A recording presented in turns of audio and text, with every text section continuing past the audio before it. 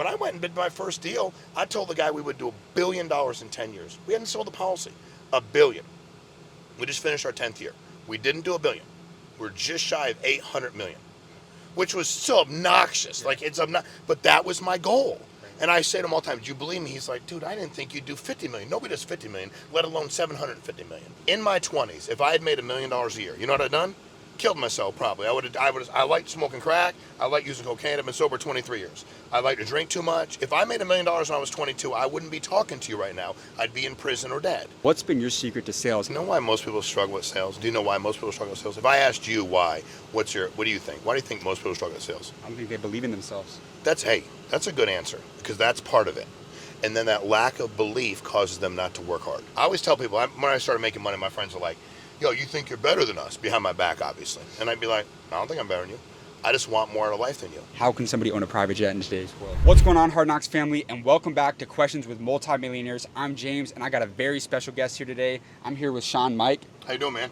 Doing great. We are out on his private jet in Miami, Florida. And for those who don't know Shawn, could you give us a little bit of a background on yourself and how you got to where you are now? Yeah, man. I was born and raised in Connecticut, and I was broke as shit, and I didn't want to live my life broke. I went to college to play ball. That was about it. Got done playing ball, had a job for the state, and after a while decided to get into real estate, and I built companies from there. I never got in business to be rich, but it's obviously done very well for me. I've become wealthy, which has been amazing. So real estate, waste management, life insurance, do a lot of investments. I have a lot of different companies that I run or I'm on the board, and had a lot of successful exits, and I've just learned a lot along the way.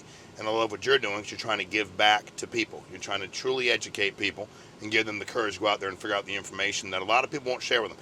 People will share if you ask them, and I love that you're asking me, man. So I live in Florida now. It's much nicer down here.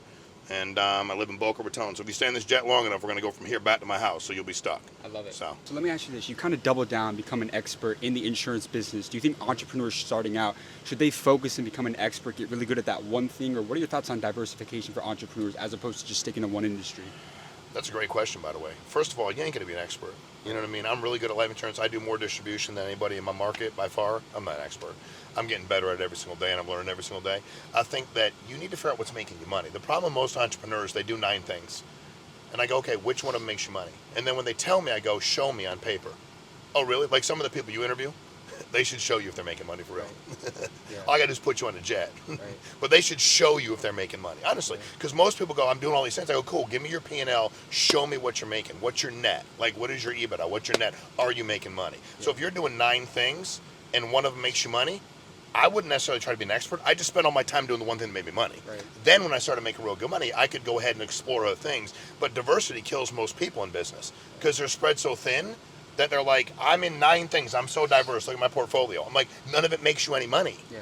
So the key is what's making you money. And also, the thing that makes you money may not be the thing you love right now. Right. That's okay. Go make it a bunch of money and then pursue what you love. So where do you find that balance of following your passion as opposed to following what you're good at? Depends on what you want in life, right? Like, how old are you? 21. You got any kids? No. You can follow whatever the hell you want. Right. Seriously, right now you can follow whatever you want until you decide to get to where you need to get to. Yeah. But if you were 33 with 2 kids, I'd be like, you can't do that. You have to go make money. So the reality really is nobody can tell you what you need to do. And that's the problem for most people is like they want everybody else's advice. Okay, well, for a minute, take your own advice. Just for a minute, figure out what do you really want. So I think, for me, I did a lot of things I didn't love doing to make money to then go do things I love doing and love doing to make money. But it took some time. And the biggest struggle in today's world right now is every 20, 22, 25-year-old wants to be rich. I didn't make $1 million a year until I was in my 40s. I wasn't making, but it's a grind. Right. Now, there are things you can do to expedite. If I knew then what I know now, yes, I would have made $1 million a year in my 20s, but that was never my goal. Yeah. I never sought out to make money. I was a social worker working with abused and neglected children for $58,000 a year. And I loved my job, dude. Like, I loved it.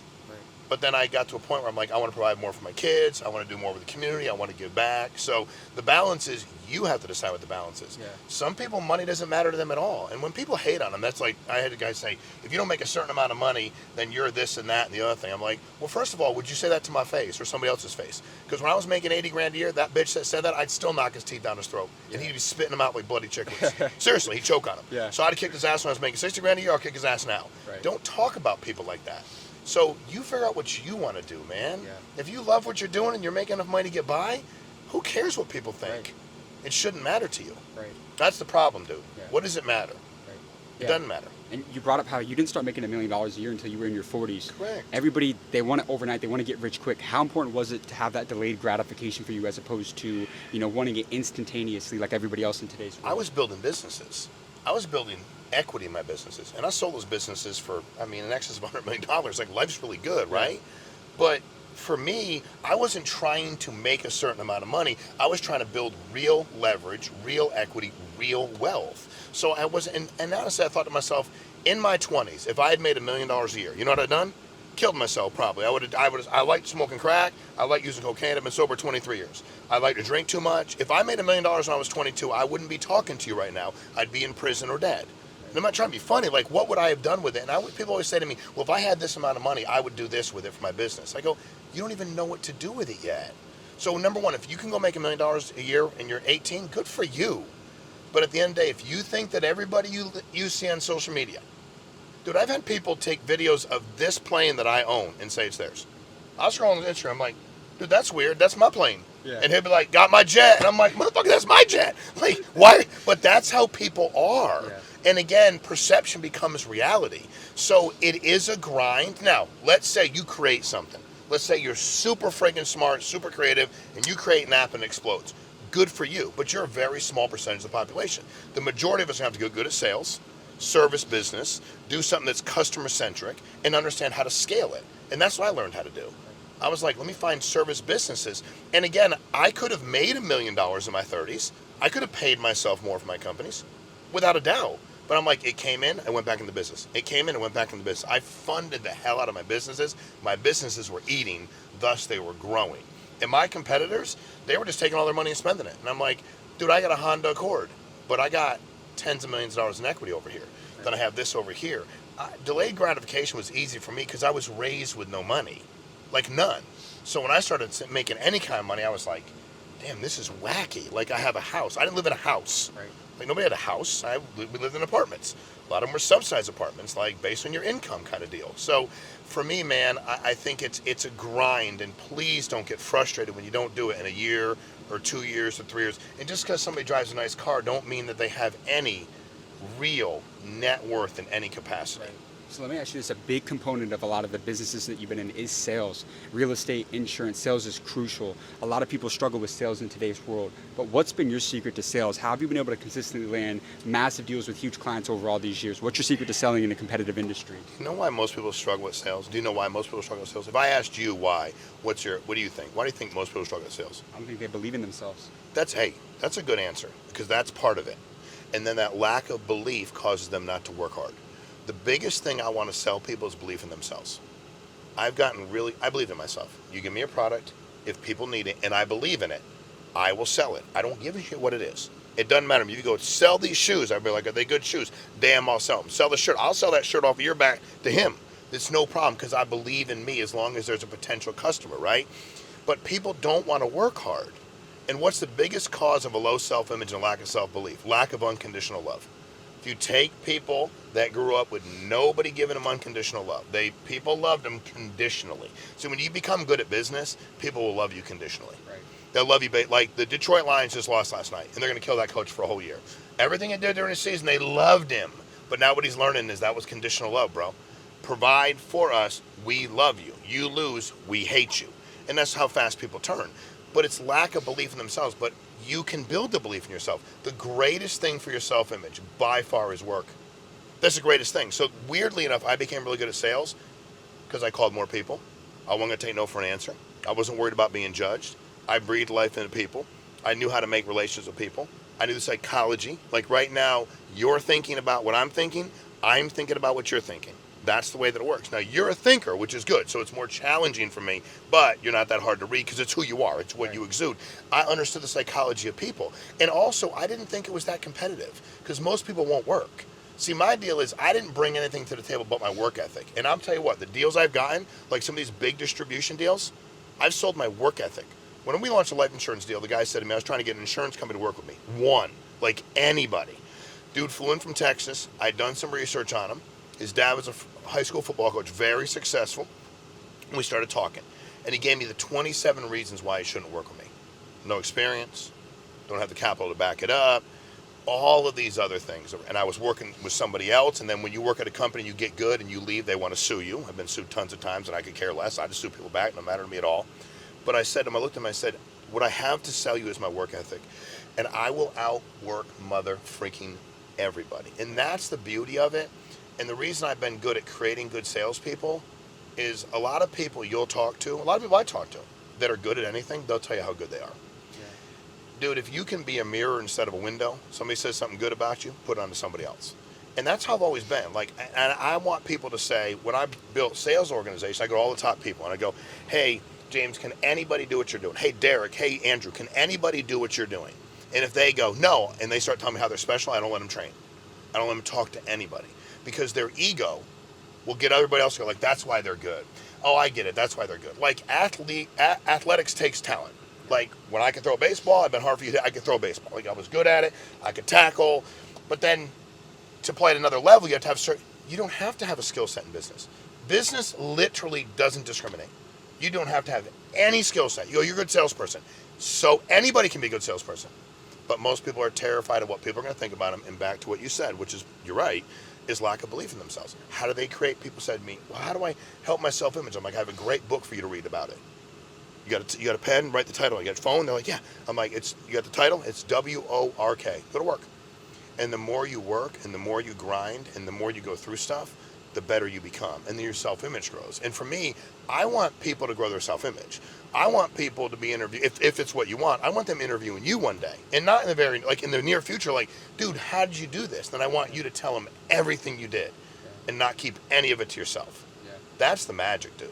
That's why I've been really good at sales. Beautiful answer. We're about to get right back to the interview with Shawn, but I've got a question for you guys. Are you enjoying this interview that I'm doing with Shawn right now? Well, if you are, you will have the ability to hop on a live call I'm hosting with Shawn this Wednesday at 7 o'clock Eastern Time inside of the private community we just launched called the School of Mentors. And inside of our private entrepreneur community, I'm hosting live calls every single week with the millionaires and the billionaires you see us interview on this channel. You'll be able to ask them questions about your career, your life, and your business. You're also going to get access to exclusive networking with like-minded people, as well as exclusive content and masterclasses I've been filming with the most successful entrepreneurs in the entire world. You do not want to miss out on the opportunity to join the School of Mentors, because it is currently $30 a month for the first 1,000 members that join, but it's filling up very fast. So be one of the first to join, and I can't wait to see you on the inside of the School of Mentors. With that being said, let's get back to the interview. I wanted to ask you, like, what's the significance and the importance of being able to sell yourself in business as opposed to just having great products and services? Because you take a guy like Elon Musk, he can walk into any company and land a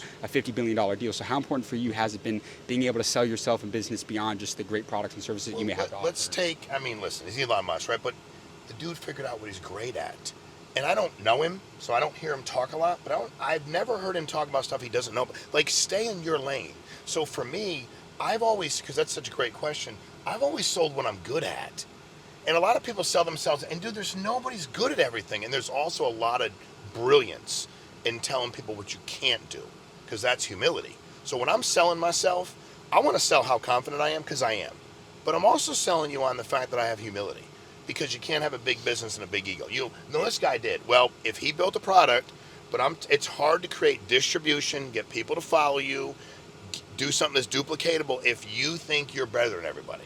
I always tell people, when I started making money, my friends are like, yo, you think you're better than us, behind my back, obviously. And I'd be like, I don't think I'm better than you. I just want more out of life than you. I'm not any better than you. Hey, sadly enough, you could do exactly what I'm doing. You choose not to. I'm not mad at you, bro. Don't be mad at me. I just choose that I want more. So you have to, because the products, listen, the products are the products. In any industry, dude, they're all pretty similar. I love people like, I'm in life insurance. Yes, me too. It's actuarial science. You have these conditions, you're more apt to die. They run the numbers, they give you a product. There's some variations in the product, don't get me wrong, but it's real estate, waste management. We picked up dumpsters, trash cans. We charge about the same. People go, your service is better. What, I picked the trash can up better? You're telling me my service is better because my truck picks it up and dumps it better, and we drive it away and don't dump it on your yard. Doesn't everybody do the exact same thing? But I had to sell me as a person and me and who I am and the things I do. That's why, like, one of the things I started doing 20 years ago, every morning I change my voicemail. Every morning. I go on, not with some system, no AI. I change it, my voice, and people are like, why do you do that? I'm like, I told every one of my clients, if you call me, in sales, and these are simple things you teach people to build their self-image. In sales, come selling me. If you call me and I don't call you back in 24 hours, so if you and I exchange numbers, okay, which we will, because I like you, okay, and even if you don't want to give it to me, I'll get it from him, okay, and then I'll call you. If you call me ever or message me and I don't get back to you in 24 hours, just call my man Caesar when we met and report me dead, because I'm dead. And then he'll figure out who can get the answer to you. But hey, Andrew, because I'm dead, because I return every phone call and message within 24 hours. And you teach people things that are simple, which, and by the way, that's an anomaly nowadays. It's an anomaly. Work hard. That's an anomaly. Do what you say you're going to do. You know what people are, what's the number one fear? What are clients' number one fear in any industry? What's their number one fear? That you're not going to be a man of your word. You're going to lie to them. Right. You're going to lie to them. I mean, it's a nice way to say it. It's very politically correct. That you're going to freaking lie. And they want to be alleviated that you're not going to lie. So I teach everybody when you start selling something, let me tell you something. Because what you want from your client, just like when you're selling yourself, is you want to be brutally honest. You want to interrogate people's reality, right? So I go, hey man, listen, the one thing I need your approval on before we get started is no matter what happens, I won't lie to you. But are you allowing me to be honest with you? As long as I'm being honest, am I willing to say anything I can about the product, what it means for your family, what it'll mean if you don't get it? Are you giving me your permission to be honest with you? You're going to say yes. And then boom, it makes people feel better, because now it's like when I tell you it costs $720 a month for your product. Why? Because you had 2 heart attacks and cancer. I love you, bro, but I'm not the one that so it allows people to live in the truth and then deliver the information without being like, oh my God, what am I going to, what if, when I went and bid my first deal, I told the guy we would do $1 billion in 10 years. We hadn't sold the policy. $1 billion. We just finished our 10th year. We didn't do $1 billion. We're just shy of 800 million, which was so obnoxious. But that was my goal. And I say to him all the time, do you believe me? He's like, dude, I didn't think you'd do 50 million. Nobody does 50 million, let alone 750 million. Yeah. But I wanted him to know I do believe in me, and I'm willing to do everything that I can to get there. And then all you got to do is show people. Do things that you don't have to do. That's how you build relationships. The currency is everything I don't have to do. If you and I are working together, the things I have to do, I don't get any currency for that. You're like, well, he agreed that they're going to pay me. They paid me. He ate lunch with me, like that. But if I start going I'll travel to you, I'll meet you here, call me at midnight, whatever you need, and you start doing those things for people that you don't have to do. Like when somebody holds a door for you, I mean, dude, you're not supposed to slam it in my face. Oh, thanks a lot, man. But it's when you start accumulating those things, that's how you sell yourself. And dude, it's not egotistical. I always tell people, if you can back it up, it ain't bragging. When I tell you I'll outwork everybody, that's not bragging, because I will. If Christian McCaffrey says, I'm the best running back in the NFL, and he is, that ain't bragging, dude. He can back it up. Yeah. So I think, and find the things about you that are great. We all have them. And don't hate on yourself so much. Everybody's like, you need to be harder on yourself. It's like, dude, people are pretty hard on themselves already. Yeah. I don't know if that's helping you. You're beating yourself down. Then you become like this martyr. Here's why I can't do it. Here's why I'm messed up. The guy said to me the other day, he's like, well, one of my problems, I drink too much and I just love to drink. I go, well, I can help you. You can stop drinking. Yeah. Wow. I've done it, dude. It's a pain in the ass. You won't sleep for a while. It will be annoying, but you can do it. Start taking accountability for yourself. Right. That's the best characteristic in sales, is being accountable. Yeah. Now, throughout your career, you've generated and sold hundreds of millions, even billions of dollars in revenue throughout your career. But throughout your career, what has been the most amount of money that you've ever made in a single year? Oh, God. I mean, if you take when I've sold companies, obnoxious, tens of millions of dollars immediately. And then when you start to make money, it's because the way I've structured them is, you get cash, you get stock, you get earnouts. But, dude, I never thought I was going to make hundreds of millions of dollars. That's obnoxious. And it was never my goal. It's a great question for people to understand. It was never my goal. And I never knew that you could take, because I never had any money. Growing up, I didn't have any money. Through my 20s, I was making enough money. I started doing some real estate. I started making money. I was pouring it all back, but I was making money. And I saw some pretty big checks. I did some subdivisions. I was like, they're going to give me $1.6 million for that deal. Okay, done. And I flipped houses where I made a couple $1 million. Boom, real fast, right? Then you pay your tax to figure out what your deal is. But when I started making really good money and went to really big brokerages and started interviewing them and realized what I could do, if you have $100 million of what you can do with it, and here's my equities, and here's my tax-free bonds, and here's the income I can spit out, yet my pile still remains the same, it's really blown me away what you can do for your family and how secure your income can be as long as you're intelligent with it. But I mean, honestly, probably more than I deserve. Yeah. You know, the bigger deal is how much are we giving away. I mean, I remember the first year I gave away $1 million a year. That was super awesome. Yeah. Like, it's been really cool because you look at all the people, and I do believe, I ain't preaching to nobody. Okay, I don't apologize for having faith. I don't believe I got here by accident. But I do know that whatever you believe in, the better things you do with your money, the more you make. So even if some of those guys don't, like some of them you're talking about, Elon Musk, those guys give away a lot of money. Lots of money. You go, they're just great people. Yeah, or they understand the rule. I'm not saying they're not great people, but they also kind of like understand that multiplication process. At one of your businesses, like what was the most that you made in a single year? Like from like one company, like, and that's like in terms of like revenue, like everything.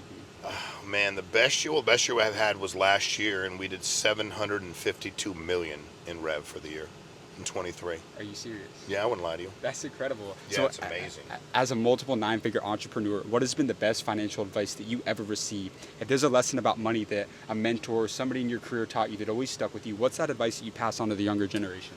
You know who Arthur Blank is?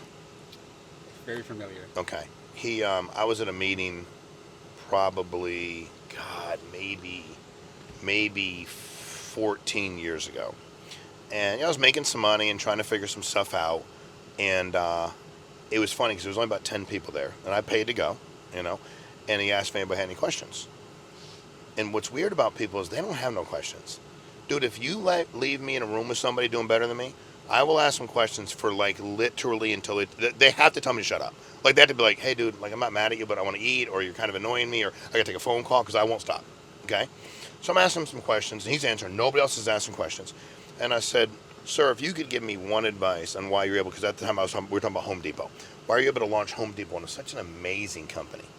And he said, absolutely. He said, first of all, every business opportunity I looked at, I made sure that I always fed my business, right? I didn't want to starve it. He said in Home Depot, while I knew we were going to have very small margins, and I knew it would take a while to make money, once we started making money, a little bit of a lot would have been like more than enough. We'd had no problem. So he started talking about that concept. And I started listening. He was talking about the patience in the first deals and the couple guys that were in that wanted their money back because they didn't make money right away. And I started to learn patience from a lot of these guys. And then I had a guy who's a billionaire 10, 12 times over. And he said, take every business opportunity, approach it like a three-legged stool. I said, okay, what does that mean? He said, every business you run, make sure every decision you make, any decision you're making, has to be great for your client or your consumer. Cool. So let's take life insurance. Great products, great for the client, right? Waste management, great service, good pricing, the whole deal, right? Same thing with real estate. Second, it has to be great for your agent or your employee, your independent contractor, your consultant. Okay, I said, what's third? He said, it can't harm the company. He said, but that'll take patience because most people run their business where they make every decision that's great for them. Whatever scraps are left, but they don't tend to be sustainable because other guys are doing it your way. Now, in the life insurance deal, even though we did that kind of rev last year, dude, the first 3 years, I wasn't paying myself a lot. And a lot of people get into business to get rich right away. I got into business to get free, and I knew eventually I'd become wealthy. Rich, you could say if you make 400 grand a year, you're rich. I wanted to not worry about money. I wanted to be able to do things I want to do in my life, some relatively extravagant things, and I wanted to not worry about money. But that three-legged stool approach is the best, and a little bit of a lot becomes more than enough because any business you're in, like when I launched my waste management company, there were huge companies in New England. I was in New England my whole life until 4 years ago. And my buddy said, you're never going to crack in. They have way too big a presence. I said, give me the pricing on all of them, give me the territories, and let's analyze it.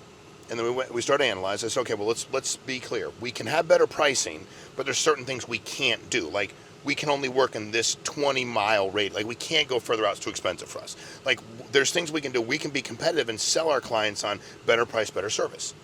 And the guy said, well, we won't make any money first. I said, I understand that. Insurance is very high early on. We had to wait our time. But guess what? When the expenses started coming down and the income continued to grow up and the base of clients continued to grow, and it was all homeowners, which were credit cards, and I wasn't chasing contractors for money, and I wasn't going too far, my pricing was better. And I was willing to make less, and I had other business opportunities as well. So that's been the best business lesson I've ever learned because most people get into business, and after about 60, 90, 120 days, 2 years, they're frustrated. You know, everybody used to always say, what's the first rule of business? Stay in business. First couple of years, but everybody says it's a grind until they're in it. And then they're like, I can't buy that $400,000 car. And it's like, okay, Tommy, welcome to the real world. or my mom or my spouse, my husband, my wife, and I'm always like, dude, I don't know. I ran my business. I didn't take it. I ran my business. I ran it. I took business advice from people that were in a better place than me, but personally, anybody around me that was talking, I wasn't listening to nothing. Those were my decisions to make. I didn't stop and go, what do you think I should spend money on? What do you think? Is this okay? Hey, Mom, I know I've been doing this on my own since I was 14. I was wondering, what's your opinion of my business now? Hey, so-and-so. Absolutely not. I mean, if people are weighing you down, dude, you get the anchor off. Like, if you're a good swimmer, if you can't swim and you jump in the water, I will jump in to help you. The minute you grab me, and I think you're bringing me down, I'm going to punch you in the face as hard as I can. I'm going to swim back to safety. I'm going to pray for you. I'm going to call 911. And then what happened? I'm like, I jumped in to help him, and he started trying to drown me too. I'm out. So I will help you, but the minute you're trying to drown me, dude, I'm out. And I cut it, and I'm really, so that's the best business advice I've gotten, and that's the best way to navigate it. But most people, dude, that business advice is in my veins.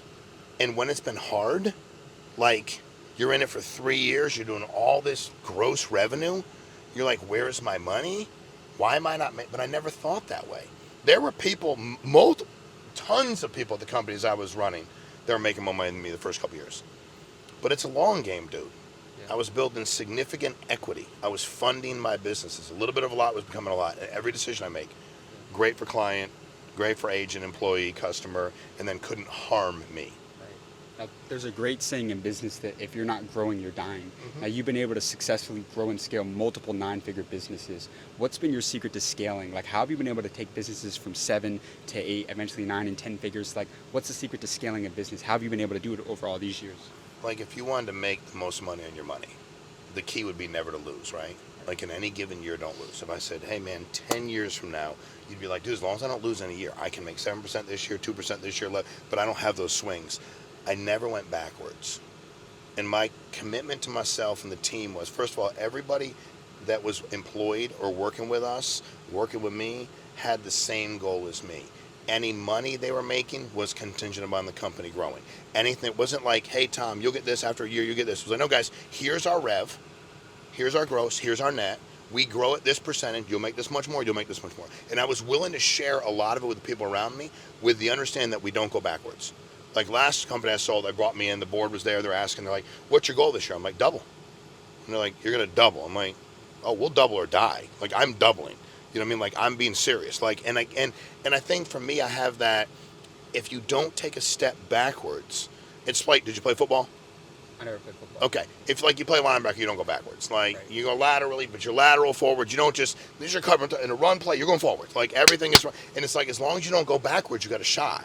You can't give an inch. And there are times in business where I'm like, God, but I just kept moving. And again, sometimes it was move fast and break things. Like, I really didn't know. And then empowering good people to be great.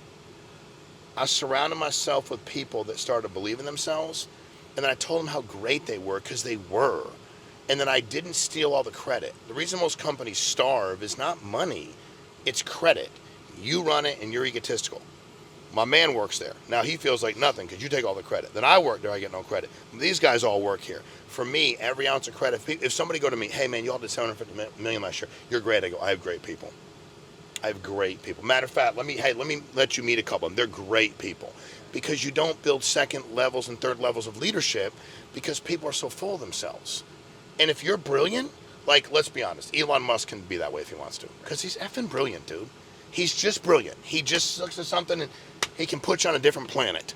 I can't. Most of us can't. And I recognize that about myself. So for me, I'm always trying to build additional leaders that are bought into the plan where we're doing it together. When people say, it's always we. You have a great company. No, we have a great company. When you launched it, when we launched it, y'all, you killed it, Shawn. No, we killed it. We're in this together. Hey, and by the way, what that means too is if you're getting the credit when it's going well, you're gonna take the blame when it's going. Like, that's part of your business. If you're running an agency with 200 people, and I take the credit when it's going good, that means I better take the blame when it goes bad. Yeah. And I'm not gonna take the blame. I'm not gonna take the credit, nor am I gonna take the blame. And it's a very fair deal. And also interrogate reality with people. I interrogate your reality. If you're doing well, I'm gonna tell you you're doing well. If you're not doing well, I'm gonna be honest with you about it. I want you to be honest with me if I'm not doing well. Like, we're gonna be a bunch of grown-ups, and we're gonna talk about it like it's a locker room, and we all want to win. Because right now, it's like if you talk to guys we have a bunch of guys that work with me that were in the league, that play in the NFL. And I always ask them, what's the single biggest thing, like when you got drafted and you finally got into a preseason game, and every one of them was like, dude, just the older dudes letting us know this is real now. This is how we feed our families. Like, don't F it up. Like, no, now there's NIL with college, I get it, but back in the day there was no money. And now all of a sudden this is an adult game. If you work at my company, I'm responsible for what you're doing, just like you are with me. And it's not a game. And what happens to most people is they get into business with people they know, people they like, right? Like, y'all work together, you look like you like each other, you got your brothers involved. Familiarity always breeds contempt. So I find a way to keep people, I love them, I respect them, I want to be, but it's business first. Yeah. I start answering the phone all the time, what's up? Because my friends at work with me would call me. Why? They want to talk. And I'd be like, hey, and I start telling them, like, dude, what am I doing? So finally I was like, what's up? And they started pushing back, like, oh, man, well, nice to talk to you too. I'm like, dude, what's up? Yeah. I'm busy. I'm not mad at you. We got a company to grow. Right. We'll hang out and have a lot of fun in the future. Right now, what's up means what's mother effing up. Yeah. Make sense? Yeah, I love that. Another thing I wanted to ask you about, right? I love the quote. It says, I'd much rather have a slice of the pie or a slice of the watermelon than 100% of the grape. And a lot of people, they want to be that solopreneur, wear all the hats themselves. How important was it for you as a business owner to learn how to delegate and bring in the right people? Dude, probably the biggest mistake I made early on was trying to be all things. And it wasn't like I was doing pretty good, and I figure, hell, I got a handle on this. I'll never forget when I had a company. I first started talking about looking at selling, and they called me up and they said, well, can you have all your C-level executives there? First of all, I didn't know what C-level executives meant. And when I don't know something, I ask. The dumbest people in the world are people that somebody says something and they go, it would be dumb for me to ask, right? I don't know what that means. No, it's dumb for you not to ask. Like, no, but that's weird, right? Be transparent. So I was like, what does that mean? And she was super nice. She was, I guess, the admin to the CEO. She goes, well, all of your C-level executives. I'm like, ma'am, I'm not trying to be rude. I don't know what you mean. She's like, CEO, CFO, COO, CTO. And I'm like, oh, okay, got it. It'll just be me. And I never forget when I started meeting with people, and like, dude, you're wearing way too many hats. Like you can't wear this many. It's not about the work. You can't possibly be wearing this many. You're not even skilled enough. You might be good in the CEO role, but not the CFO role or the CO. And I sure as hell was not qualified to be in a technology role. So I learned to delegate really fast because I'm a good student. Like, once I realized, damn, I suck at that, I got to fix it. So once that happened to me after a couple companies, I started immediately looking inside, going, okay, he's good with tech. Let me bring him on from the outside. Cool, you're my CTO. Got it. He's really good. Okay, he's the head back. All right, you're my CFO. So I started surrounding and it didn't mean I needed to pay them all astronomical amount of money. It was just getting them to delegate things because that freed me up to do what I'm good at. And I think that's what I learned is when you're bogged down with all these things, you can't possibly be great at all of them. You know what I mean? I'm really, really good at getting people to sell and talking to them and motivating them and inspiring them and handling crisis, like all those things. But, dude, for me to sit down, look at spreadsheets and pretend I'm the CFO, not my thing. I'll do it. Don't love it. But I'd rather have an objective guy go, hey, and we talk, once a week. He's like, here's what you got. Here's where we're going. It's made my life so much easier. So now I can go be great at what I'm doing. He'd be like, you're a great football player. You're not going to go play tennis. You're like, dude, what am I doing over here? Like, I'm great at this. So that... please don't try to wear too many hats. And there's a lot, and I was willing to spend the money. It wasn't like I was afraid to spend the money. I just had never built anything like that. So I was like, do I really need these people? And I have my vision. And what I learned was my vision was still my vision. What this guy was doing was he was handling the numbers.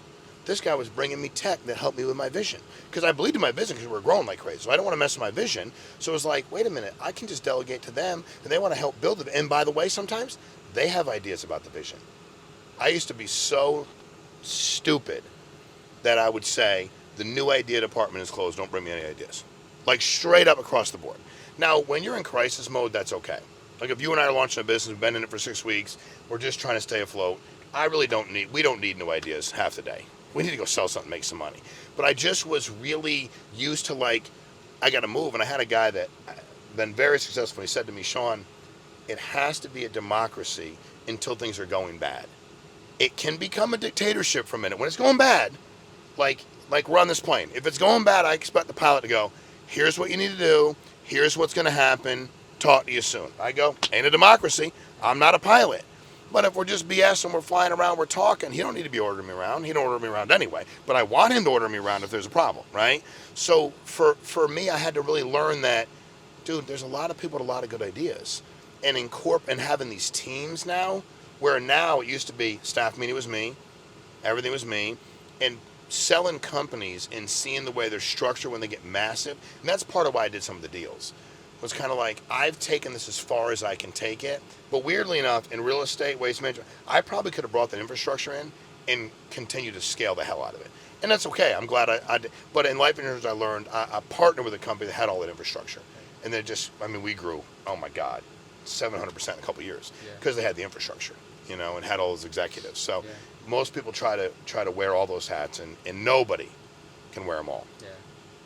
Now, have you ever been broke before? Oh God, yeah, dude. I was so when I graduated college, I used to party a lot.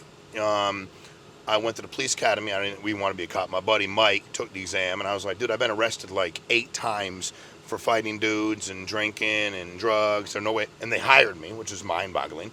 And then, so I was making no money. And then I left there, or they were like, dude, this is going to be a bad idea. I actually tackled the guy, and he was not the guy that I was supposed to be tackling. It was the victim running from the perpetrator, which is not my fault because he shouldn't have been running like a grown man, but I tackled him, and they're like, dude, we're probably going to fire you. And they did. And then I took a job working with abused and neglected children. Dude, I was grinding, man. I was in real estate, couple young kids. I filed bankruptcy when I was young. I got a real estate loan when I was like 18, 19. Bought a house and didn't really know what I was doing. I filed bankruptcy. My son, I remember he needed like special formula, and it was hard. It was just even trying to be able to pay for that. Dude, I was broke, and I was raised with absolutely no money, like none. My mentorship early on was coaches of kids in the towns around me that did better than me, because their dads, a lot of them were athletes. They wanted to coach. They wanted me to play because I was pretty good. So like they wanted me to help their kid win, and then I could ask them a bunch of advice. I was broke as hell. We lived in a 1-bedroom apartment, me, my mom, my brother. She raised us by herself, worked 3 jobs, no education. And through my 20s, dude, it was a grind. And there were times where I'm like, dude, there's just got to be a better way. Where when my daughter was born and where we lived, there was dude came to my house one night, tried to break in. Thank God he didn't, because I was about to shoot him. I'd come out with my gun, and I who knows? It was Connecticut. I'd probably still be in jail, even though he was trying to break in my house. And people were fighting all the time, breaking shit. I'm like, dude, I got to get out of here. So, yeah, man, I spent a good amount of my life. And I was broke from the day I was born till I left my mom's apartment. I was still broke for the next probably 4 or 5 years. Yeah. And then I got tired of it, dude. And I just put enough work in where things started to happen. Yeah, so let me ask you this, because you hear the saying, the rich get richer, the poor get poorer. For somebody who may be stuck in that cycle of poverty right now, what is an actionable step that somebody could take to really break out of that? Like you said, you've been at rock bottom before. Yeah. For somebody there right now, what's an actionable step somebody could take to escape the cycle of poverty? Well, first of all, dude, the poor, that's bullshit. You know what I mean? And that's what people want you to believe. First of all, if you're not where you want to be, don't talk to anybody that ain't where you want to be. And the reality is capitalism works because the majority of people think they can't make any money. That's why it works. Fear sells, good and bad. It sells. So first of all, don't be afraid, right? Because that's where and if you get to be around people that make money, the greatest gift I got was to get around people that are making money. You know what I found out about them? They're not that smart. They're not. Like, I don't care. I see a lot of people, I meet them too. You meet them, you interview them, and it's like, oh, I wouldn't want him on my team if it was an academic event. He ain't that smart. But guess what? He's successful. So if it's not intellectual capacity, and it doesn't matter who your mom or dad was, now at some point in time in your family, you got to break the mold. My desire, honestly, dude, was I wanted to be somebody in my family that was like, you know what? We don't have to live this way. We do not have, if we don't want it, we don't have to live this way. I'm tired of everybody telling us that we have to stay broke. Be careful. If it was so easy, everybody would do it. It's too good to be true. People told me all the time, there's no way people make that kind of money. That's complete bullshit. It's too good to be true. I'm like, and I just didn't listen to anybody. So it's a myth. If you here's what I know, the greatest equalizer is sales, because anybody can do it. Find a product that you love and work your ass off selling it. Get really good at selling it, and then find other people you can teach to sell it. And then when you can find those people and teach them and teach other people to recruit people and sell it, I don't care what the product is. I don't care if it's a new product, you just start an agency, you start an organization, you start a business, but it's the greatest equalizer. And that's what I found. What can I do? Well, I don't have a lot of money growing up. Okay, so I can't invest in business. I don't have any money. Man, I really don't have a lot of business acumen. I really don't know a lot of people either. So wait a minute. When I started watching sales, I kept hearing people say, sales is the highest paid occupation in America. I've been hearing that for 30 years. I'm like, okay, so why don't I participate in the highest paid occupation and then fund businesses? And then I was like, wait a minute, in the highest paid occupation, I can sell and build a business in that, because you know what? While sales is not a skill set, most people don't want to work hard. So I found the people that had distribution, or the people that were already really wealthy, they needed me. They needed me to sell. They weren't going to go sell. They weren't going to grind. They couldn't teach people to sell. And they couldn't connect with a lot of people like me, blue collar people, that they wanted to sell their products. So they needed me. And I also understood that people were going to use you. And I'm cool with that. Like, that sounds weird to people. People are like, man, I'm glad he was your mentor growing up. I'm like, dude, he's my mentor because his kid sucked. And he wanted me on his travel team. Oh, that was really nice that he bought paid for you to travel to Maine to play. I'm like, he did it because I'm good. I hit third, I pitch every game. I'm not trying to be an ass, but like, he was using me. And I was perfectly fine with that. My football coach did it. I was totally good with it. And the minute I was done playing for them, those mentorship things stopped. I was fine with that. I wasn't like all in my feelings, man. I was using them too.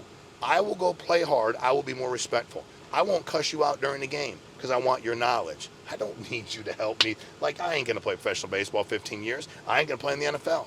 I'm slow as shit. I was slow then. I'm slower now. I ain't playing in the NFL. But I knew that about me. But I'm like, I'm pretty good at this level. I can play in college. Life is good. And I think along your journey, it's finding people, because guess what? Let's say you're a really good salesperson. You can connect with the highest people at the company. You can get their mentorship. You can ask questions because you have a value add. And they're going to use you, and let them do it. And it's okay. And they're not your best friends. I have people that are really friendly with me, and I'm their number one distributor, and then I go do something else or work with them, and all of a sudden, like, and people are like, I thought you were really close with him. And I'm like, dude, what are you, 5 years old? Like, we're not in the Boy Scouts together. He runs a massive company. He's worth a bunch of money, and we talk. And now that I'm doing business over here, he's good. But along the way, you need to accumulate those relationships and get the most out of them while you have them. But this idea that you can't make money because of where you're born or who your family was or what you look like, that's bullshit. Yeah. And if you're perpetuating that, that's your weakness. And you should believe in yourself, because also I wanted to show my mom. I wanted my mom, because everybody around me told me, I wanted to show, my mom to this day can't understand it. When I told my mom I was leaving my job as a social worker, she like literally was like, well, I thought you would be sober forever. I'm like, I am sober. She's like, are you sure you're okay? Nobody leaves a state job. I'm like, yeah, I want to go I just would be really careful out there because it's not what you think it is. I'm like, and I'm not mad at her, but I was like, I'm not listening to her. Why am I taking advice from her? And you could take one hand and count the amount of people in your life that will pull for you if it doesn't benefit them. It's not many. You don't need both hands. You probably don't need all 5 fingers. And it's okay as long as you know that going into it. People will cheer and pull for you when you're doing things that benefit them. And then when you're not, they're probably not gonna. But what if you cheer enough for you? What if you do? And what if you find 1 or 2 or 3 people? That's enough, dude. That's a quorum. Now you can go to work. So don't buy into that, dude. And I think that's changing in America. Actually, I think if you look over the next 20, 30, 40, 50 years and see the people where they are from an income level now, because, I was with Damon John doing a podcast, and he says the first generation creates it, second generation enjoys it, third generation destroys it. And we're on a lot of this third, like where I live, there's a lot of this third generation taking these houses over. They can't keep them. They can't afford taxes. There's no mortgage on them, but the taxes where I live on the water are obnoxious, and they just can't afford it. And it's like they're looking around like, what do I do? And there's a lot of that first generation, like I was. I don't know y'all's situation, but everybody, like, there's a lot of those folks that are going like, I'm going to get my piece now of the American dream. And it's the greatest country as far as opportunity goes in the world, dude. And anybody that says that that's not true is a liar. Right. When it comes to the way that people look at money, what would you say is the number one thing that separates the middle class from those who are able to build that long-term generational wealth like yourself, right? Like, what is it, in your opinion, when you look at people and how they perceive and look at money, what is it that really separates middle class from wealthy? It's learned behavior, right? Like, so the way I was raised, and the way a lot of people are raised, is you get a good job. It's always like, get a good job. And then you put some money away, right? You put it in a 401k. Like, I was 18, they wanted me to put money in a 401k at 18. I said, so I can't touch that money until I'm 59 and a half without penalty. I'm 18 years of age. This is 18. I'm like, you're telling me that you want me to give you money that y'all get to make money on, and then if in the next 41 and a half years I want to use it to create more wealth for me, you're going to smoke me and take a huge percentage of it. Like, But people do it because we're sheep. We're like, let's learn behavior, get a good job, put money in your 401k, do this over here. Debt's bad. Debt's not bad. But here, one more person, and again, it always makes me laugh. These guys will go online, tell you debt's bad, and then charge you to be in a course to continue to tell you debt's bad and help you financially plan. Get a piece of paper and here's your budget, spend this much money. They scare you into, greatest thing ever happened to me in business, going bankrupt. Greatest thing. Greatest thing ever taught me is the best lesson. I didn't have a lot to discharge in. Best lesson I ever learned. It hurt. It made me focus. I paid attention. And immediately what I thought about was I got to get back to building my credit so I can borrow money. And a year and a half later, I went to a local bank, got $1 million line of credit. Boom, $1 million. Build a subdivision. Then I was borrowing 2, 3, 5, 10. I was borrowing money at interest rates of 14, 15% in the 80s and 90s. Okay? Late 80s, 90s, right? And I was borrowing hard money. You know what hard money is? Okay, so hard money is an old school saying. When you still hear people say it now. But it's like you couldn't go to a traditional bank. Okay, you want to do a project. You're a real estate investor. And you're like, man, I can't find the bank's not going to give me the money. I go, hey, bro, I'll do it. I'll give you $200,000. I'll charge you 12% interest, which is obnoxious, right? Then you'll pay me points. You know how points work? Credit card points. Okay, so it's a percent every way. Right. So if it's 5, so I'm like, okay, you're going to pay me 10 points every 6 months. By the time you pay me back, I made a boatload of money, but I borrowed hard money all the time because I knew I could. People that understand money know the value of what they can do to make money with the money. And people that are broke mindset think that they're just supposed to make enough money to live on, get a vacation once a year, and then die one day. And their headstone says, there lies Tom, good bill payer. There's Tom, good bill payer. Tom did everything he's supposed to do. He worked his job, 401k. Then what's the number one fear of seniors nowadays? Outliving their money, they say. So reading a study the other time about that. They're terrified to outlive. Think about that. You're scared to be in good health. Because people are in better health nowadays. Like somebody said to me, why are you so focused on being in good health? I'm like, dude, I make money. Like I want to live as long as I can. I'm not terrified that I can't pay my bills. That's what scared me when I got into life insurance. Started seeing all these people that were in their 60s and 70s and 80s and they're broke as hell. And I'm like, dude, and they were like had jobs. They did what everybody told them to do. They got a good job. They put the kids through school. They had a bunch of debt. They had a credit card. They never understood the power of leveraging money. Me, I was never afraid of debt. I was dying to get it. I was dying to take my money and make money with it. You know, when I've done some of these deals, people are like, there's ways you can like take this and then you get an LOA and you pay your taxes, but you didn't really, and then it's their money, and then you're like, okay, well they charged me 3%, but I'm making 8%, and it's their money and it wasn't out of my account, and like I borrowed the money. Debt is really good. I'll tell everybody right now, anybody listening, you want to lend me money? You want to lend me money under 4%? I'll take it. Don't matter to me at all. Just call me up. I'll take it right now. $1 million, 2, 5, 20, 150, because I can, with my eyes closed, make a hell of a lot more money with the money than that. And that's the thing that people that are raised with a broke mindset don't understand. They're terrified of debt, and I'm running to it. When I did that subdivision, when I continue to do that, when I borrowed the money, and it's sad because what sells that? Fear. It's just fear. Like people are like, what about politics? Dude, who cares? You got to take care of you. Something's going to happen. You become proactive, not reactive in your business. But it doesn't matter unless you let it consume you. And also, I'll be honest, the people I grew up with, they're very problem focused. And the successful people I know are solution focused. They love problems. They love it. Like growing up, it's all was on TV. Maury Povich, Jerry Springer. Why? Because it's somebody's bullshit drama. And we love drama. Dude, people making money that are wealthy in time and money, they don't have time for it. They don't watch that stuff. They don't think it's funny. They don't think it's cool. And they just keep it moving. And they kind of hope that everybody else is watching it because that's who's going to work for them and never want more. Yeah, I love that. What was the lowest point in your career as a business owner? Oh, man. There's a lot of them. The lowest point was probably the last, and it's grown to an unbelievable company. Yeah. But we were in business like 7 months. And I had left another company, and that guy had sued me, right? And it was costing a lot of money, but I was working. I was paying it, right? And then the court had entered this order that said we couldn't do what we were doing anymore. Basically, a restraining order, just like you do in like criminal court, like in civil court, temporary restraining order. My attorney called me. I was doing a meeting in Florida at the time, Destin. And my attorney called me like 7 times in a row when he's not usually like a big 911 panic button pushing guy. So I went outside and called him, and he's like, "Hey man, it's over." And I'm like, "What do you mean?" He's like, "Dude, it's over. Like, court entered an order. You can't do it anymore." And I was like, and it felt like somebody literally punched me. You're punching stomach. That's exactly what it felt like. Like the wind was knocked out of me. I said, and I literally didn't know what to say. I'm like, I got to go. And immediately, it wasn't like I was gonna be fine financially either way. But I'm like, dude, I have all these people that have joined me. I got like 1,400 people now that are relying on me, both employees and agents, to make We Can't be out of business. And I went back into the meeting because they were waiting inside for me. It's probably 100 people.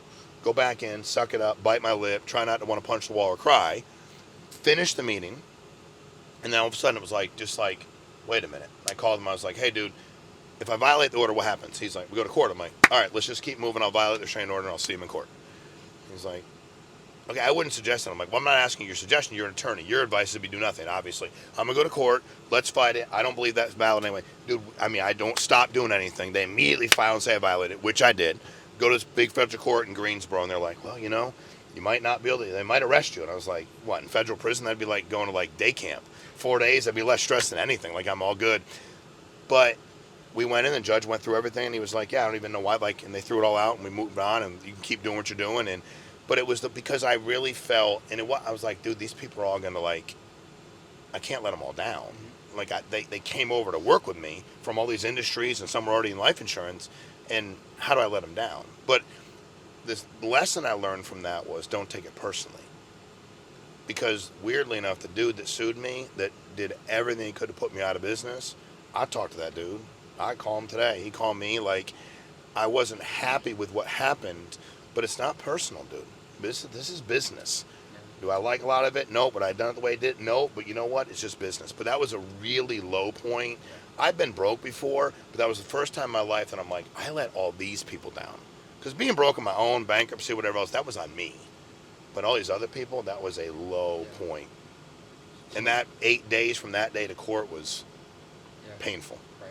Let me ask you this, because failure is something, it's inevitable in entrepreneurship. A lot of people, they'll fail at one thing and they immediately want to quit, right? For somebody who may be going through that storm in their business right now, what advice would you give to them? You know, when you were ever facing challenges or setbacks, and even today, like, what is your advice to somebody who may be going through that storm right now in their business? Well, first of all, perspective. You know, I had a guy one day say, if your biggest issue is financial, get down on your hands and knees and thank God.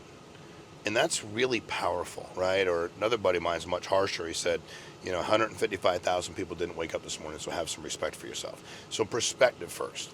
Like, and also, dude, at the end of the day, like, we think it's such a big deal, right, when something happens. Like, we think it's so big. Dude, after about 24 hours, it ain't a big deal at all. So the answer is you can only control what you can control. So right now you're in chaos, and it sucks, and you can't believe it. Sit down, get your phone, write it out. What are the things that you can control? Out of the situation that's happening, these are 10 things. Which one, if none of them you can control, you're along for a ride. If you can't control them, then you got to, but there probably are things you can control, but you can't control all of them. Man, I didn't know that customer was going to file that. I didn't know that they were going to cancel that order. Man, I didn't know, like, I put out 200 grand in my marketing, nobody showed up. Okay, dude, I was traveling all over the country, nobody was showing up to meetings. That's how you built it. When you started this, how many people were watching? Not many. Not many. Right. Did you think it'd be as big as it is? Got 3 million now. No, I know how big you are. You're massive. Did you think it would be this big? Always had that vision. You hoped it would be this big, or did you think it would be that big? I never thought it would get to this point. Okay, because this is obnoxious. Yeah. I mean, 3 million people. How many people live in America? 3 billion or no, Hundreds of millions. 360 million, something like that, yeah. Dude, I mean, you get to 36 million. I mean, like, think about the percentage of the population that has seen you. Right. The population in like, obviously worldwide, but look at the amount of people that have seen you. But at the end of the day, all you did was kept doing what you could control. And again, there were times that it sucked. There were times I was on, you ever heard of Evan Carmichael? Yes. Okay, Evan's a great guy. Evan was reading me his YouTube followers that I had him on my podcast. Which, by the way, you have to get on my podcast now. Because you're a stud. Yeah. So I want you to get on. Is it you saying yes, like you're going to do it, or are you debating? Absolutely. Okay, good, because I need you on there. No Okay, so Evan was reading me the YouTube followers. 81, 150. And it's just like, I'm like, what'd you do? He goes, just kept doing what I thought I needed to do. First of all, it's never as bad as you think it is. It's never as bad as you think it is. It's just not. You start getting in your own head and think it's worse than this. Find somebody you can trust. Like, if I'm going through something, I know who I can call. If you're going through something, you should have somebody you can call. right? Boom, I'm wondering what I can do. Like, you should have that. Talk to anybody you know. If you don't know anybody, buckle down, find these things you can control, and don't think about any of the rest of it. And all of a sudden we start thinking about, wonder what he's going to say. I wonder what she's going to say. Dude, who gives a shit what they say? The greatest gift of public speaking is getting up in front of people and not caring what they think. I like you a lot. Like y'all. You're all really good people. I want to do right by you, 100%. But I'm not going to sit around and think about, like, you're 3 million people that watch. I hope that I provide some value. Absolutely. But guess what? What do you want me to do? Like, I can only do the best I can do. And somebody's going to go, I don't like it for that reason. Okay, cool. Thanks. But as long as you're resilient to that, so focus on what you can control, get good mentorship, don't worry about everything else flying around you. Everybody's got an opinion. And it's not near as bad as you think it is, because we think it's so bad. And I was reading this the other day, and not that I'm a huge either way Drake fan or not, but he went through something. He was like, my mom said, give it, like, you're Drake. In 72 hours, nobody cares. Well, if in 72 hours nobody cares for Drake, then about 7.2 seconds, nobody cares if it involves me. You know, so who cares? Like, let's just keep it moving. And by the way, that means you're on the right path. I've been kicked in the stomach thousands of times in my business. Thousands. I was in the waste management business rolling. Like, we were rolling.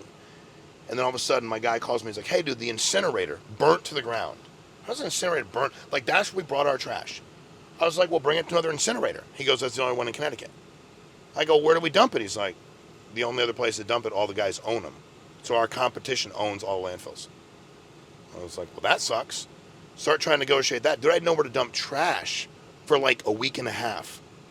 Like, that ain't fun. Pick it up. Okay, I'll leave it in the dumpster on the truck. And at some point in time, like, I'll get in trouble if I don't get rid of it. But you know what? Then it was like, I just kept taking a step and go, what can I control? All right, you know, I can negotiate with this guy. This guy won't negotiate with me. Let me negotiate. I don't want to do that, but you know what? And maybe I'll do it for that amount. Man, I'll be losing money, but maybe I can negotiate something in 120 days with them. And then I had to find, then I was like, wait a minute, who do I know that knows one of them? Then I took a step back. What can I control? Oh, my buddy over here knows this dude's attorney. Let me call him and triangulate it. So I started becoming very solution focused. When it's going bad and you become solution focused, dude, you're hard to deal with. If you will continue to work, not complain, be solution focused in that perspective, as long as you're in an industry that doesn't require any talent, you're going to kick ass. Love it. How old are you now? 51. 51. And how old were you when you became a millionaire? First year that I drew and made $1 million in a year, I think I was 41. 41. Yeah. Let me ask you this. I'm going to end with this one. A young 20-year-old kid watching this right now, aspiring to become a multimillionaire like yourself, right? They want to own a private jet one day, just like you. What advice would you give to them? Give them the blueprint of what it really takes to build that long-term generational wealth like you. If you could leave them with a couple last words, a couple last sound bites on what it really takes. Like, how can somebody own a private jet in today's world? Well, first of all, owning a private jet's expensive. You know, I feel like I'm going to buy it. Dude, buying ain't the problem. Maintaining it is the problem. You know what I mean? It's sitting around costs you $150,000 a month, minimally. Blueprint, though, right, is at any age, but let's take a 20-year-old, right? It's understanding what's really possible and surrounding yourself with good people. I found a really good attorney. So that story I told you, also the end result is I had a really good attorney. I found a really good accountant early on. Like, even though there were probably more than I could afford, but I found a really good attorney, really good accountant. And then once I started making money, I found like, I can manage my money, but dude, I can't spend all day long and do what they do. I can't research funds and equities and this over here and the IPO market. I can't do that all day long. So I find people that can, right? So connect yourself with good people early. Ingratiate yourself to them. How do you do that? Ask good questions. A lot of people want to mentor people. They do. They're just never asked. And the reason that most people don't want to mentor, it's like you. How many people have asked you about what you do? They're not listening. You start answering, they talk over you. They're not really going to do it. They're like, how did you get to 3 million? You start talking, they're like, yeah, I know, like I did it. You're like, right? You're kind of like disheartened. Like, I'm just trying to help you. I got a few minutes to talk to you. Can you shut up while I give you the answer? But they can't do it. And then you don't want to mentor because you're like, dude, this is a waste of my time. And it's actually a waste of his time too. And I don't want to waste our time, right? So you find people that are willing to mentor you. And also, dude, capital. I found my capital in local banks. I found my capital in people that would invest in me. I do it now. I have people that now I'm doing the other. Now they're like, will you join us, be on the board, help us with this fund, and we're going to acquire businesses in this industry. Okay, cool, because I've done it, and I can manage it, and I have a unique ability to talk to both the sales and the leadership, the distribution, and be somebody that can continue to talk to everybody. Wow, I was great. Real estate, I was in a meeting when I got that $1 million line of credit, and the president of the bank, who was like 80 years old, pulled me aside afterwards and said, I'm going to give you the money. but I'm going to tell you what your greatest skill set is right now. And he did that because I was always asking him questions. He never even answered me. I was always nice. He answered every once in a while. He pulled me aside because I was so willing to be mentored. And he said, you have a unique ability to talk to everybody. You can go in this meeting and talk to us. You can go to the job site, get in the garage, talk to the sheetrockers. You can go up on a roof and tell the roofers to feel like you can talk to everybody. You have this ability to communicate with everybody. Learn to be flexible and learn to have great communicative ability. How do you do it? Watch other people that are good at it. I learned by watching people that were great at it. My old mentor growing up was really good at it.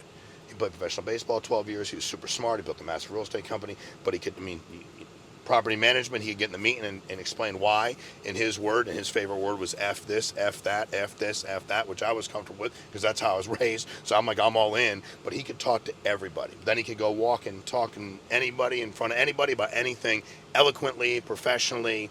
So learn to be all things to all people, if you will, until you find out where you actually need to live and make your money. And you develop those relationships growing up and find, like, you found a niche. People your age want to know shit, and you're getting it for them. And you have the courage to go ask people. First time you went up to somebody randomly and asked them a question, was it uncomfortable? Yes. Yes, of course. If you were like, no, it's not, I'd be a liar. Of course it was. But you did it anyway. Why'd you do it? I saw the potential there. Correct. To create something great. And also, maybe other people didn't have the courage you did. Maybe they wouldn't ask. Maybe you're asking questions of people that everybody wants the answers to, and they're too afraid to ask. They walk out in places and see people with nice cars. I've never had one person. I had one guy the other day. I hired him a month ago. Stopped me in the road. Coming out, I was like, so I do what I do. I reach for my gun because I'm like, this is about to get ugly for this fool. So I'm a really good shot. You know what I mean? So I just grab my gun and make sure there's a bullet in the chamber, and I just roll the window down, and I'm just got my gun here waiting to see if he does something stupid. Pop, pop, and I'm gonna go on my way. And he stopped. I said, dude, what are you doing? And he's like, sorry. I go, what are you standing in the middle of the road for? He's like, how did you get this car? I said, I bought it. He said, I've always wanted a Ferrari. I said, congratulations. I said, you know you can get run over by stopping people in the middle of the road, right? He goes, yeah, I'm sorry. I said, how old are you? He said, 18 years of age. I go, what are you doing down here? He goes, I'm a student at FAU, and I take care of some of the boats down here. I clean them. I said, how can I help you? He goes, how'd you buy the car? I said, cash. I said, ask better questions, and I'll answer them. He goes, what did you do to make the money? I said, become great at freaking sales. Do you want to work with me? He's like, yes. And I was like, good, get your Instagram. Boom, hired him, got in class, he's selling life insurance. But most people won't. But I've never had anybody else. I mean, dude, please don't stand in the road and get in front of everybody, because that was a little bit crazy, right? But it's getting people to understand that dynamic, right? Is you have that courage. Now you have an obligation to stand up for other people because they don't have that courage, right? And if you're young enough and you're willing to, because what you just said is the key. Every time it's uncomfortable, you're onto something.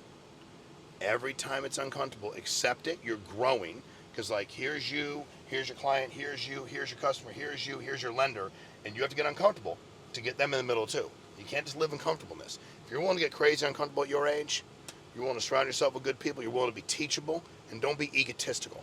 Nobody likes it. Do very well, be humble, breathe life into people.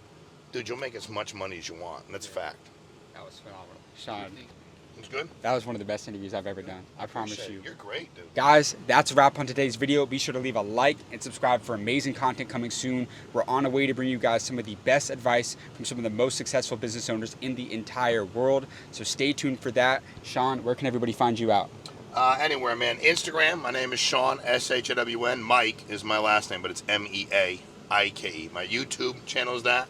Close and Conquer is a podcast that you're going to be on, and you're going to kill it. So Instagram, YouTube, follow, like, share, please, because this guy is an absolute stud, man. It's an honor. It's an honor to talk to you, bro. A lot of people do this, but a lot of them aren't good. Yeah. You're really good, man. Appreciate you. Appreciate you, dude. Yeah. And guys, be sure to click here to watch our full video going all over Dallas, asking multimillionaires how they became wealthy and how you can start your path to becoming financially free in 2024.